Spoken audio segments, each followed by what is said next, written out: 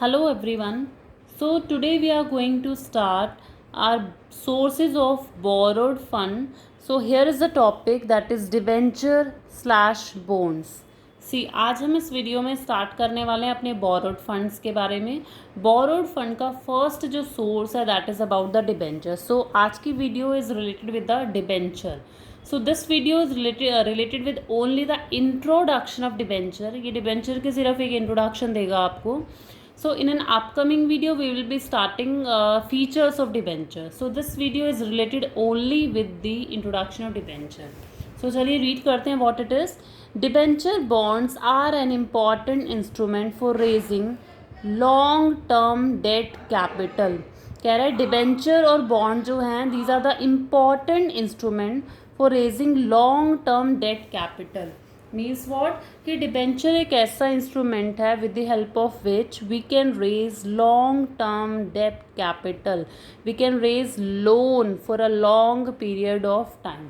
से डिबेंचर क्या है? एक तरीके का इंस्ट्रूमेंट है, एक तरीके का डॉक्यूमेंट है, एक सर्टिफिकेट है जिसके थ्रू हम पैसा रेज कर सकते हैं। लाइक हम शेयर्स के थ्रू भी what we were doing, we were raising funds by the issue of shares. अगर हमारी कंपनी शेयर्स इशू कर रही है, suppose this is a company, company is also an artificial person, ये भी एक आर्टिफिशियल है। कंपनी अगर शेयर्स इशू करती थी that means company is raising funds, company जो है पैसा रेज कर रही होती थी with the help of shares. ठीक है, सेम वे में डिबेंचर्स के थ्रू भी कंपनी पैसा रेज कर रही है। लेकिन डिफरेंस क्या हो गया? डिबेंचर जो है ये बोरोड फंड है, ये एक तरीके का डेप्ट है। डेप्ट से आप यहाँ से अंदाज़ा लगा सकते हैं, डेप्ट, डेप्ट मतलब लोन। जैसे डिबेंचर है, डिबेंचर का जो वर्ड है वो डेप्ट से रिलेटेड ही है। ई हटा दो, यू आर ई हटा दो तो बच गया क्या आपका? डेप्ट। तो डिबेंचर एक ऐसा इंस्ट्रूमेंट है जिसके थ्रू हम लॉन्ग टर्म लोन रेज कर सकते हैं। सी डिबेंचर, ठीक है। डिबेंचर क्या हुआ, मान लीजिए मेरी कंपनी है, ठीक है, ये मेरी कंपनी है, इस कंपनी को 5 लाख रुपए का लोन चाहिए। इस कंपनी को कितने रुपए का लोन चाहिए? 5 लाख रुपए का। ठीक है, अब कंपनी क्या इशू कर रही है? कंपनी डिबेंचर दे रही है। कंपनी ने डिबेंचर दिया मतलब एक सर्टिफिकेट इशू करा जिसमें लिखा हुआ है कि मैं 5 लाख रुपए मुझे चाहिए और मैं 10% रेट ऑफ इंटरेस्ट से पे कर सकती हूँ और मैं 5 ईयर्स के लिए चाहती हूँ। सो जो पर्सन, जो इंस्टीट्यूशन मेरी कंपनी के डिबेंचर ख़रीदने के लिए तैयार है वो मुझे 5 लाख रुपीज़ भी दे देंगे और मेरी कंडीशंस को भी मान लेंगे।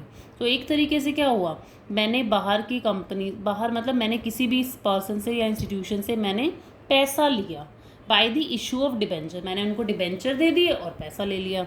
जब मैं उनसे डिबेंचर वापस ले लूँगी मैं उनको पेमेंट भी कर दूँगी, इंटरेस्ट भी दे दूँगी। तो this is about the debenture. Definition देखते हैं।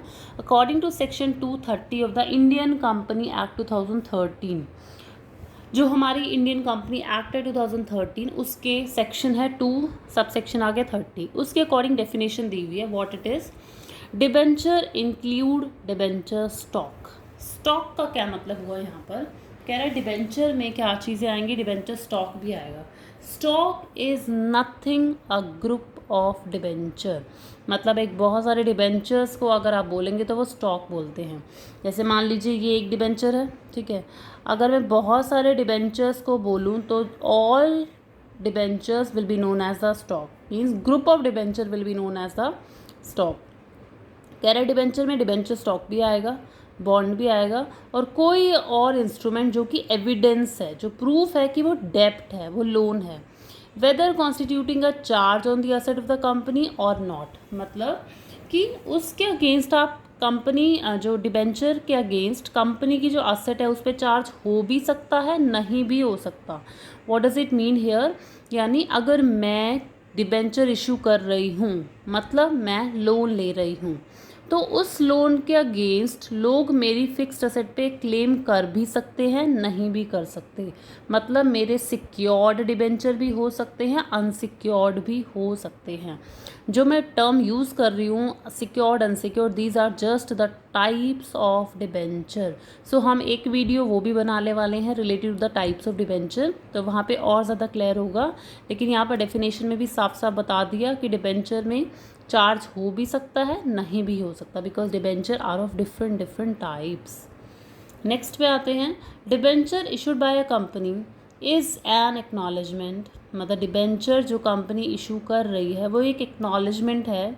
क्या एक्नॉलेज है, क्या बता रहा है, that the company has borrowed a certain amount of money which it promised to repay at a future date. Means what? Debenture एक ऐसा एक्नॉलेजमेंट है, एक ऐसा सर्टिफिकेट, एक ऐसा पेपर है जो आपको ये बता रहा है कि कंपनी ने इतना पैसा लिया है जो इस डेट पर पे कर देगी। Next is what? Holder of debenture are known as the debenture holder, यानी जिनके पास वो डिबेंचर है उनको बोलते हैं डिबेंचर होल्डर। ऐसा नहीं है कि मैंने किसी का, सपोज मैंने किसी कंपनी को लोन दिया, ठीक है, मीन्स व्हाट, मैंने किसी कंपनी की डिबेंचर खरीदे, ठीक है। यहाँ पर मैं क्या बताती हूँ, डिबेंचर होल्डर का कॉन्सेप्ट बता रही हूँ। मान लीजिए ये मैं हूँ, ठीक है, मैंने किसी कंपनी के क्या खरीदे, डिबेंचर खरीद, यानी मैंने इस कंपनी को लोन दिया। अब मेरे पास डिबेंचर आ गए, मैं कौन हो गई, डिबेंचर होल्डर हो गई।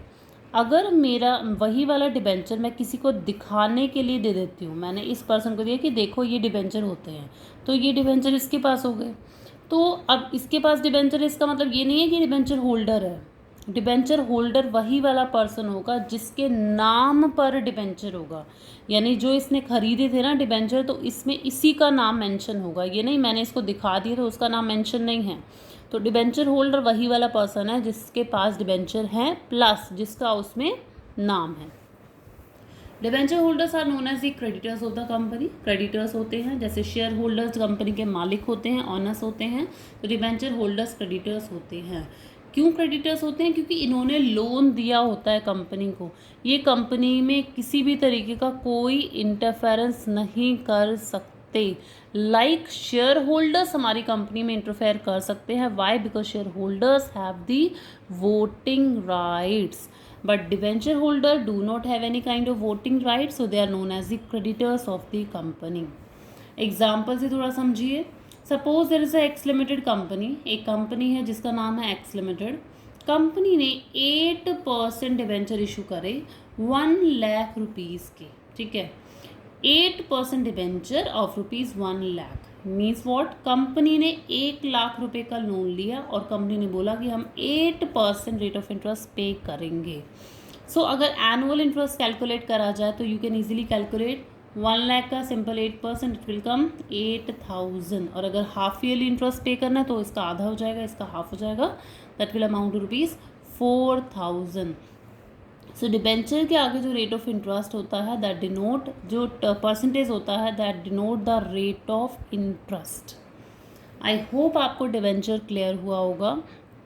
डिबेंचर एक सिंपल क्या है, एक इंस्ट्रूमेंट है, एक सर्टिफिकेट है, एक नॉलेजमेंट है, जिसके थ्रू क्या पता चल रहा है कि कंपनी एक लोन रेस कर रही है bye the issue of debenture, and company promise भी करती है कि मैं इस फ्यूचर डेट पर कंपनी पे कर देगी loan with interest amount. Okay, so in this video this is all about this video. Debenture हमने इंट्रोडक्शन पढ़ना था इस वीडियो में। So in an upcoming video we will be starting its features, तब आपको और भी ज़्यादा डिबेंचर का कॉन्सेप्ट क्लियर होगा। Thank you so much.